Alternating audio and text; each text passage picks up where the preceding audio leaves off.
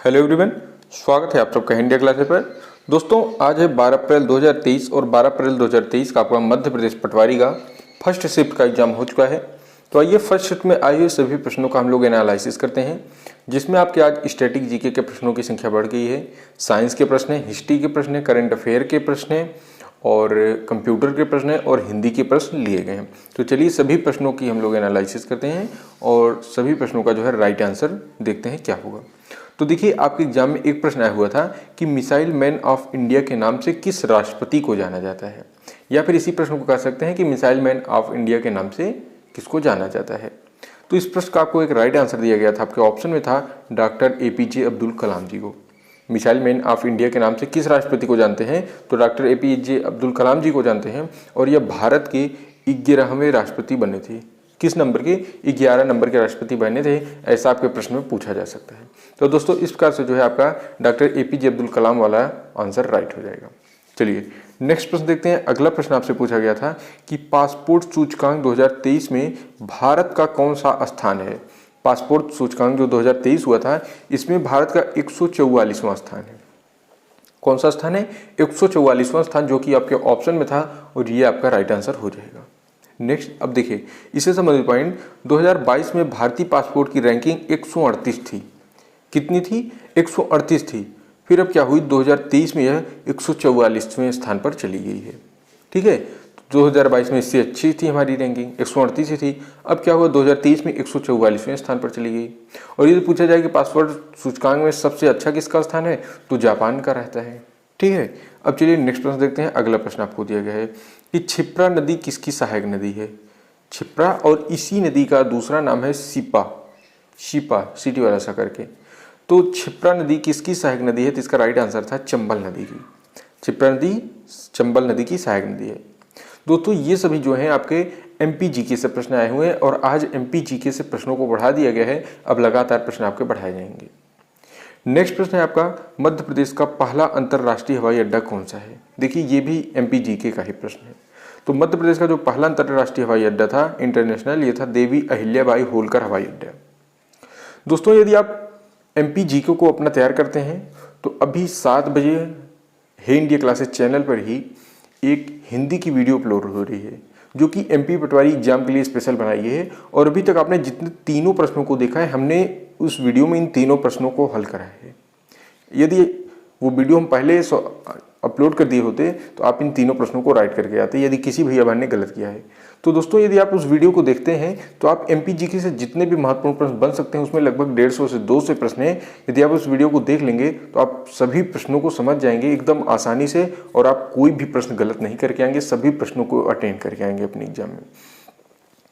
Next प्रश्न देखिए, अगला प्रश्न आपको दिया गया है कि भारत सरकार के द्वारा भारत के पहले राष्ट्रीय समुद्री विरासत संग्रहालय निर्माण कहाँ किया गया। भारत सरकार के द्वारा भारत के पहले राष्ट्रीय समुद्री विरासत संग्रहालय का निर्माण पूछ रहा है। तो देखिए, इसका राइट आंसर है आपका कि गुजरात के लोथल में। कहाँ पर? गुजरात के लोथल में। या तो आपके ऑप्शन में गुजरात होगा या फिर लोथल होगा, और यदि दोनों होगा तो ऐसे दिया होगा गुजरात के लोथल में। तो जो आपके ऑप्शन में था वो आपका राइट आंसर होगा। जहाँ तक उम्मीद है आपका जो है दिया गया होगा गुजरात, तो गुजरात आपका राइट आंसर होगा। देखिए, ऐतिहासिक सिंधु घाटी सभ्यता क्षेत्र में पत्तन, पथ परिवहन और जलमार्ग मंत्रालय राष्ट्रीय समुद्री विरासत परिसर NMHC का निर्माण कर रहा है। तो दोस्तों, इस प्रश्न को भी हमने उस वीडियो में एनालिसिस पहले ही करा दिया था, यानी इस प्रश्न को जो है हमने पहले ही पढ़ा दिया है। तो अभी तक जितने भी भैया बहन एग्जाम नहीं दिए हैं, सभी लोग उस वीडियो को जरूर एक बार देख के जाना। वीडियो आज 7 बजे, या फिर नेटवर्क इशू नहीं हुआ तो 8 बजे आपको जरूर मिल जाएगी। हमारी कोशिश है आपको 7 बजे नहीं तो 8 बजे आपको वीडियो इसी चैनल पर मिल जाएगी। सभी लोग उसको देख के जरूर जाना। और हमने साइंस की वीडियो अपलोड की है जिससे प्रतिदिन प्रश्न बन रहे हैं। यदि उस वीडियो को आप देखेंगे तो आप खुद समझेंगे कि हाँ, इसी से सभी प्रश्न बन जा रहे हैं। तो आप इन दोनों वीडियो को जरूर देखिए। चलिए नेक्स्ट प्रश्न है आपका कि बैंकों का पहली बार एकीकरण कब किया गया था। तो देखिए, इस प्रश्न को हमको जो है 2 तरीकों से मिला है। एक है बैंकों का पहला एकीकरण कब किया गया था, जिसका राइट आंसर है 19 जुलाई सन 1969 में। और एक प्रश्न इसी से संबंधित मिला है बैंकों से कि भारत सरकार द्वारा पहली बार कितनी बैंकों का राष्ट्रीयकरण किया गया था। तो इसका राइट आंसर होगा 14 बैंकों का। ठीक है, पहली बार एकीकरण 19 जुलाई 1969 में हुआ था। और कितनी बैंकों का हुआ था, तो 14 बैंकों का एकीकरण सबसे पहले हुआ था।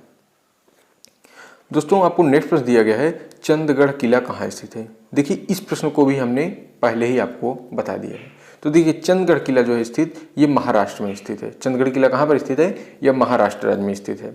ठीक है, नेक्स्ट प्रश्न है अल्बर्ट बिल विवाद किससे संबंधित है? तो अल्बर्ट बिल विवाद जो है ये न्यायालय से संबंधित है। अल्बर्ट बिल विवाद हमारा किससे संबंधित है? यह न्यायालय से संबंधित है। दोस्तों अभी तक जितने भी लोगों को एग्जाम देना है, सभी लोग, आप सबसे रिक्वेस्ट है कि एक बार उसे जरूर देख के जाइए। यदि आप उस वीडियो को देखेंगे तो आप खुद समझ जाएंगे कि यहाँ पर कितने इंपॉर्टेंट प्रश्न आपको बताए गए हैं। नेक्स्ट प्रश्न देखिए आपको दिया गया है, अगला प्रश्न है हमारा आपका कि निर्वाचन आयोग के, देखिए एक ही प्रश्न को हमको किसी भैया बहन द्वारा दो तरीके से बताया गया था। हमने दोनों प्रश्नों को लिखा है और दोनों प्रश्नों का उत्तर एक ही है, बस वो दोनों लोग अलग अलग बता रहे हैं। उनका बताने का तरीका चेंज हो गया है कि निर्वाचन आयोग के अध्यक्ष को कैसे हटाया जा सकता है। और इसी प्रश्न को दूसरे भैया ने बताया है कि चुनाव आयुक्त को किसके द्वारा हटाया जा सकता है। इन दोनों का राइट आंसर है मुख्य चुनाव आयुक्त की सिफारिश पर राष्ट्रपति हटाते हैं। जब मुख्य चुनाव आयुक्त की सिफारिश होती है तब इनको जो है हटाया जाता है निर्वाचन आयोग को, और हटाता कौन है? तो राष्ट्रपति हटा देते हैं। नेक्स्ट प्रश्न है, देखिए आपका राइट आंसर यही होगा, मुख्य चुनाव आयुक्त की सिफारिश पर हटाया जाता है। नेक्स्ट प्रश्न आपको दिया गया था, भारत में पंचवर्षीय योजना की शुरुआत कब हुई थी? तो देखिए भारत में पंचवर्षीय योजना की शुरुआत सन 1951 ईस्वी में हो गई थी। भारत में पंचवर्षीय योजना की शुरुआत सन 1951 ईस्वी में हुई थी और यह लगातार जो है तीसरी या चौथी बार प्रश्न पूछा जा रहा है। नेक्स्ट प्रश्न आपको दिया गया है कि भारत की वित्तीय राजधानी किसे कहा जाता है? देखिए भारत की राजधानी क्या है? लखनऊ। और जब पूछा जाए वित्तीय राजधानी क्या है, तब इसका राइट आंसर होगा आपका मुंबई को। भारत की वित्तीय राजधानी मुंबई को कहा जाता है, यानी जिस ऑप्शन में मुंबई दिया गया था वो आपका राइट आंसर होगा। नेक्स्ट देखिए आपका विज्ञान से प्रश्न है, साइंस है, इकोलॉजी शब्द किससे दिया गया है? इकोलॉजी शब्द किसने दिया है? तो इसका राइट आंसर है आपका अर्नेस्ट हैकल ने इकोलॉजी शब्द को दिया है।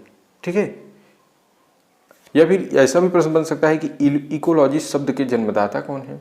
तो भी आपका राइट आंसर होगा यही अर्नेस्ट हैकल ही है। चलिए नेक्स्ट प्रश्न देखते हैं। अगला प्रश्न आपको दिया गया था कि दाब का एसआई मात्रक होता है। दोस्तों शायद प्रश्न इस तरीके से बना था कि न्यूटन मीटर प्रति स्क्वायर किसका मात्रक है या किसका एसआई मात्रक है। ठीक है, तो यह अगर ऐसा दिया था तब आपका राइट आंसर हो जाएगा दाब का। न्यूटन प्रति मीटर स्क्वायर किसका एसआई मात्रक है? दाब का। और ये दिया गया था कि दाब का एसआई मात्रक क्या है? तो देखिए दाब का एसआई मात्रक होता है 1 पास्कल और न्यूटन मीटर स्क्वायर। तो हमने इसलिए यहाँ पर आपको बताया क्योंकि आपका प्रश्न ऐसे बना था कि न्यूटन मीटर प्रति स्क्वायर किसका एसआई मात्रक है, तो दाब का आपका राइट आंसर होगा। चलिए नेक्स्ट प्रश्न आपको दिया गया था, पोटेशियम परमैंगनेट का सूत्र क्या होता है? तो देखिए पोटेशियम परमैंगनेट का सूत्र है KMnO4। ठीक है, पोटेशियम का क्या होता है? K होता है, अब परमैंगनेट का होगा MnO4।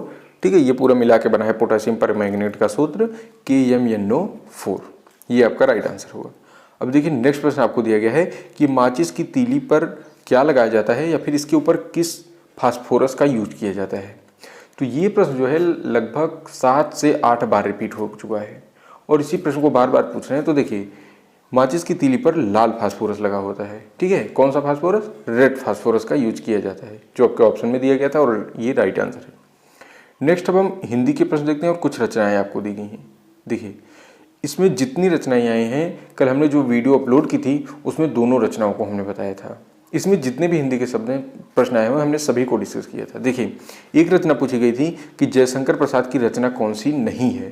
तो देखिए जब आएगा कौन सी नहीं है तो उसमें 3 तो ऐसी रहेंगी जो इनकी रहेंगी, एक ऐसा रहेगा जो नहीं रहेगा। इसलिए आप इनकी सभी रचनाओं को देखिए और जो एक आपके ऑप्शन में नहीं था वही आपका राइट आंसर होगा।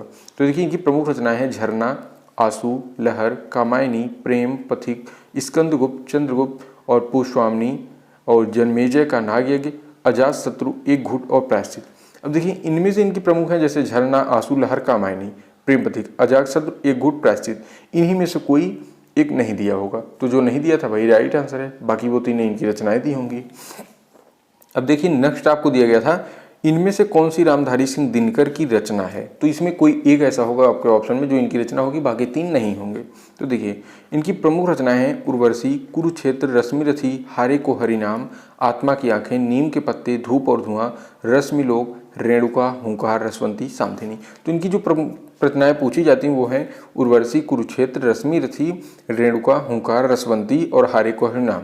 यही इनकी रचनाएं पूछी जाती हैं, इन्हीं में से कोई आपके ऑप्शन में जरूर एक आया होगा। ठीक है, अब चलिए हम नेक्स्ट प्रश्न देखते हैं। अगला प्रश्न आपका आया हुआ था इनमें से कौन सा विषम है। दोस्तों यदि जो हमने कल वीडियो हिंदी की अपलोड की है, यदि आपने उस वीडियो को देखा होता तो उसमें हम इन दोनों की प्रमुख रचनाओं को बताए हैं। और किसकी किसकी और पूछी जा सकती है उनको भी बताए थे। तो आप सबसे रिक्वेस्ट है कि एक बार इस वीडियो को जरूर देखिए आप लोग, क्योंकि वो MP पटवारी के लिए हमने स्पेशल बनाई थी। नेक्स्ट प्रश्न देखिए आपको दिया गया है, इनमें से कौन सा विषम है। इनमें से कौन सा विषम है, तो इसका राइट आंसर होगा आपका, पूछा गया था, ठीक है, इनमें से कौन सा विषम है जिसमें आपको 3 क्या है वेद दिए थे और 1 पुराण दिया गया था। पुराण कौन सा था, विष्णु पुराण था, और 3 वेद दिए थे। तो देखिए विषम पूछा था तो 3 वेद हो गए और 1 विष्णु पुराण, तो विष्णु पुराण आपका अलग हो गया था। तो आपका राइट आंसर क्या था, विष्णु पुराण, ठीक है, जो आपका ऑप्शन में दिया था, और यही राइट आंसर होगा। और देखिए आगे, हिंदू धर्म में कुल कितने पुराण हैं, तो 18 पुराण हैं। हिंदू धर्म में कुल 18 पुराण हैं और हिंदू धर्म में ही कुल 4 वेद भी हैं, ठीक है, ऋग्वेद, यजुर्वेद, सामवेद, अथर्ववेद, 4 वेद हैं, 18 पुराण हैं। अब चलिए नेक्स्ट प्रश्न देखिए, आपको क्या पूछा गया था कि रस और अस्थाई भाव पूछा गया था आपसे। क्या पूछा गया, रस और अस्थाई भाव पूछा गया। तो देखिए आपसे जैसे पूछा होगा शोक रस का अस्थाई भाव क्या है, ठीक है, शोक रस या फिर करुण रस का, या फिर रौद्र रस का, या फिर हास्य रस का। हास्य रस का जैसे हंसी हो गया, ठीक है, और करुण रस का शोक हो जाएगा आपका, विभत्स रस का जुगुप्सा हो जाएगा। तो इन्हीं में से कोई एक आपका पूछा गया होगा, तो हमें आशा है कि उसको सभी लोग सही करके आएंगे। चलिए नेक्स्ट प्रश्न हम कंप्यूटर का देखते हैं। कंप्यूटर के प्रश्न आपको आए थे कि रोम कैसी मेमोरी है। आपसे पूछा गया था रोम कैसी मेमोरी है। तो देखिए यह एक अस्थाई मेमोरी है, परमानेंट मेमोरी है, जिसमें संग्रहित डेटा व प्रोग्राम विद्युत सप्लाई न होने पर अथवा कंप्यूटर बंद होने पर भी नहीं मिटते हैं, वो ज्यों का त्यों ही रहते हैं। यही वजह है कि रोम को नॉन वोलेटिकल मेमोरी यानी नॉन वोलेटाइल मेमोरी भी कहते हैं। तो आपका राइट आंसर क्या होगा, रोम कैसी मेमोरी है, तो यह एक अस्थाई मेमोरी है जिसमें डेटा एकदम सेव रहता है हमारा। नेक्स्ट प्रश्न आपसे पूछा था कि HTTP का फुल फॉर्म क्या होता है। तो HTTP का फुल फॉर्म है हाइपर टेक्स्ट ट्रांसफर प्रोटोकॉल। क्या है, हाइपर टेक्स्ट ट्रांसफर प्रोटोकॉल। तो दोस्तों इस प्रकार जो है हमको आज फर्स्ट शिफ्ट से जितने भी प्रश्न मिल सके थे, हमने सभी प्रश्नों का आपको एनालिसिस करा दिया गया है। यदि हमारे द्वारा कोई भी बताया गया प्रश्न गलत होता है या उसका आप राइट प्रश्न जानते हो, सही प्रश्न, और हमने जो प्रश्नों को नहीं बता पाए, यदि आपको कुछ प्रश्न याद हो तो उसे हमें कमेंट बॉक्स में जरूर बताएं, जिससे हम आपको उसका राइट आंसर बता सकें। और शाम 7 बजे अभी 1 घंटे बाद जो है MP GK की एक स्पेशल वीडियो आने वाली है MP पटवारी एग्जाम के लिए, जिसमें लगभग 150 प्रश्न दिए गए हैं। तो आप सब उस वीडियो को जरूर देखना, अभी तक जिन्होंने एग्जाम नहीं दिया है, ठीक है। तो सभी लोग वीडियो को जरूर देखें। हम आपको एक नेक्स्ट वीडियो में एक नए टॉपिक के साथ, तब तक के लिए जय हिंद, जय भारत।